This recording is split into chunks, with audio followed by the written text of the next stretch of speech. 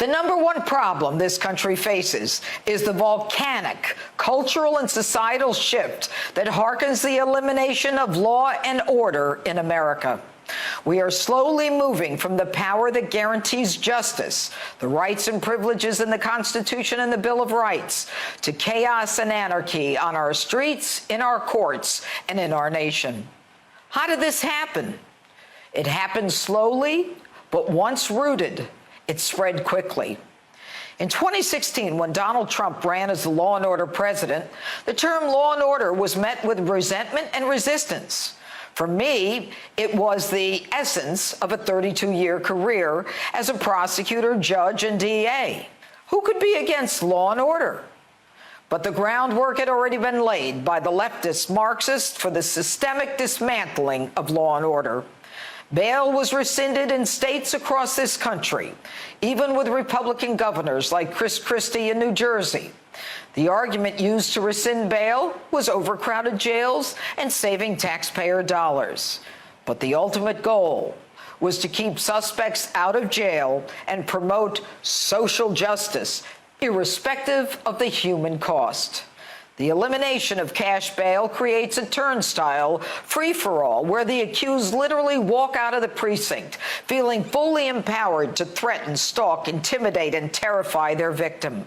And yes, even emboldened enough to reoffend again. The message to the victim is obvious. The accused has greater rights and certainly more power than you. That elimination of bail alone, a fundamental pillar of our criminal justice system, was a game-changing play that shifted the autonomy and the power to the criminal. A rupture in mandating that offenders return to court for trial. We were constantly reminded of the folly created when headlines of criminals going out to reoffend after being released blared across the news. Then the leftist big city Democrat mayors, like New York's Bill de Blasio, instigated unrest and rebellion because of his own personal animus towards police. Police were demonized, leading to protests and chants like this.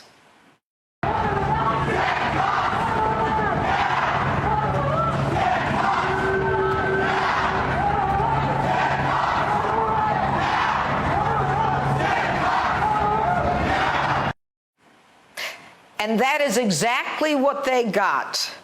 Two on-duty New York City police officers, one Wenjian Liu and Rafael Ramos, sitting in a squad car, were ambushed and shot in the head for the crime of wearing a police uniform. Thereafter, cops were openly harassed, ridiculed, and denigrated with water, milk cartons, and various objects thrown at them, to being beaten with baseball bats, 2x4s, concrete, bricks, Molotov cocktails, and in April, NYPD officers had bleach thrown at them by a man with Molotov cocktails and more explosives. You have your license registration with you? Hold on. Oh, what are you getting out for? Huh? What are you getting out for? I got to do my water and have to Well, it's down there. All right, that's fine. You can open the door if you want. When we get out, go. They were disrespected everywhere. The speed limit is 40, and I was going 38, so why are you harassing me? You are correct. I pulled you over because you're a murderer. Yes, I started to record because you're a murderer. You can't be on your cell phone while you're driving. I wasn't on my phone. You scared me and made me think you were going to murder me. Okay, well, I'm sorry you feel that way. Well, that's not just a feeling. You're a murderer. Then came Black Lives Matter protests against police, focusing only on black lives taken at the hands of police. The taking of black lives by anyone other than a cop garners virtually no attention by this opportunistic movement.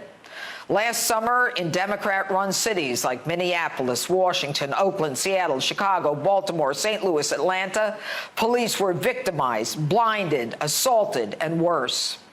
And God forbid a police officer say anything about Black Lives Matter or call them terrorists, they lose their job. In Nashville, police were lured to a scene and then ambushed by a gunman. And then In come the Soros-funded DAs who don't deserve the title and would probably prefer being called social justice warriors, since they are more concerned about the criminal than the victim.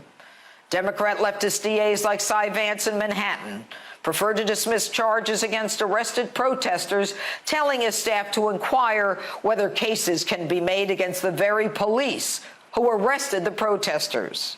DAs like George Gascon in California are reviewing sentences of convicted violent felons already in prison so he can retroactively reduce their sentence. Another Soros-funded DA beauty is Chesa Boudin, reluctant to prosecute domestic violence cases. Of the last 131 police arrests for felony domestic violence, Boudin dismissed 113 and is still reviewing the others. The man you may have heard of, recently arrested for the street stabbing of 2 elderly Asian American women, a man named Thompson, had been arrested for stabbing someone else with a pair of scissors. That same DA Boudin diverted the case and never prosecuted Thompson, who then went on to stab the 2 Asian American women. And it doesn't end there. California is about to grant early release to tens of thousands of violent repeat offenders pursuant to Governor Newsom's emergency declaration. 76,000 inmates will be released early to prey upon the residents of California, including 20,000 inmates who were serving life sentences. You heard it, life sentences. This, where there is an increase of 30% in homicides in LA. These crime spikes are occurring with the newly elected Soros-funded DAs who refuse to seek enhanced sentences for repeat violent offenders. And all the while, progressive DAs and governors, they have their own security and their own protection. And in a shock this week, almost half of the federal charges brought against Portland rioters, including assaults on federal officers, have been dismissed by the feds. The Department of Justice has actually dismissed cases where their own officers have been victimized. Multnomah County DA has declined to prosecute 70% of the rioters in Portland. And then came the tectonic shift: defund the police, an effort to dismantle and disempower police departments by removing funding. Along with that came restrictions on how police could arrest. And if those regulations were not met, the officer would be prosecuted. Worse, qualified immunity is being removed so that police do not have the benefit of defending their actions based on their training and department policy. Make no mistake, removal of qualified immunity will lead to an even greater mass exodus from police departments. So, we now find ourselves in a country shifting from law and order to sheer lawlessness. As a result, gun sales are higher than ever, and we are left to defend ourselves.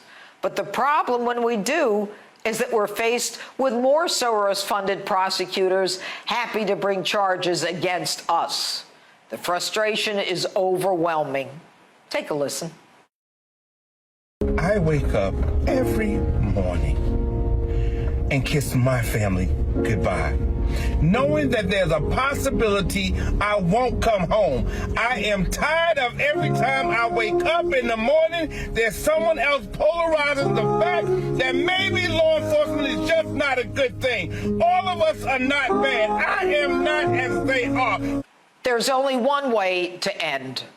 That means not being afraid, not going away quietly. They are Marxist and anarchists. They hate America and they hate us.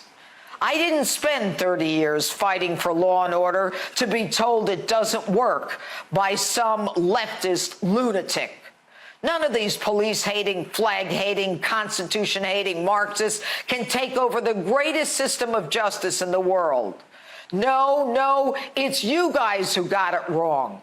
This is America, a place where we respect law and order, the flag, the police, and each other. So, folks, we're in the fight of our lives. The choice couldn't be clearer. The only alternative is to fight the forces that seek to tear down mankind's greatest experience and in freedom.